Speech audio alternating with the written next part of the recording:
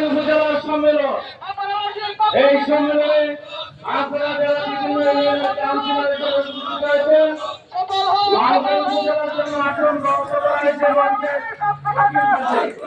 এমনিভাবে সেবা দক্ষিণ উপজেলার জন্য আপনারা যারা বিভিন্ন ইউনিয়নের কাউন্সিলর হিসেবে এসেছেন, আপনাদের জন্য মঞ্চের উত্তর পাশে আপনাদের জন্য আসন বরাদ্দ করা হয়েছে। আমি বিশেষ করে সদর দক্ষিণ উপজেলা ইউনিয়ন থেকে আমাদের প্রত্যেক ইউনিয়নের বাংলাদেশ জাতীয়তাবাদী দল, বিশেষ করে দ্বিতীয় ইউনিয়ন সভাপতি, বাংলাদেশ জাতীয়তাবাদী দল সভাপতি,